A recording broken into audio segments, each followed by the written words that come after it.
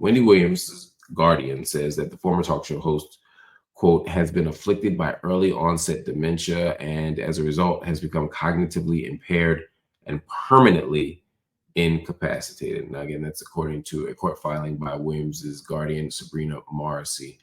She's in a legal dispute with Lifetime over the release of the documentary, Where's Wendy Williams, which I saw. Hope y'all saw it too.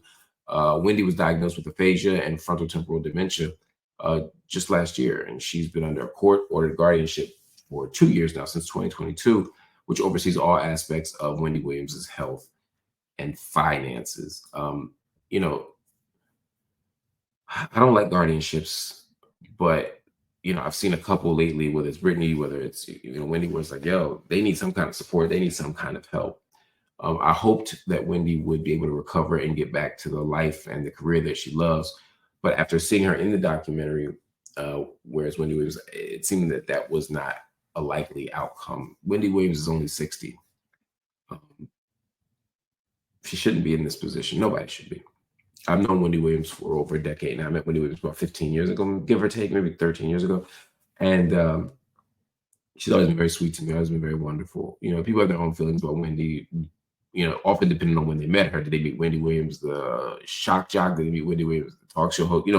What Wendy Williams are you meeting at these different faces? But I've had nothing but good experiences with Wendy Williams. I found her to be generous and caring. And the last time I saw Wendy Williams, I was worried about her. It was on the set of her show. It was the end of November of 2018. It was actually the day I would be fired from CNN, which is why I remember it. And she said some sweet things to me, and she was very kind. I thought she was on drugs, to be honest. The way she was shaking, the way she looked, I was worried about her with an addiction. I didn't realize that she was dealing with the medical issues that she was dealing with. I don't know what was wrong with Wendy that day, or if anything, but I do know that I saw something in her that I didn't like health-wise. And now for her to be, so incapable of taking care of herself that she's going to need permanent, not just a permanent guardianship, but that she's going to be permanently incapacitated. That is disappointing. That is sad. That's unfortunately, it's just an incredibly sad story. Zakiya said, hope her ex-husband continues to not get her money. I do too. This from what I know about the story, from what I know about the documentary, from what I know from friends who know him and her, he doesn't deserve a penny. Not because I don't think he made some contribution to her career.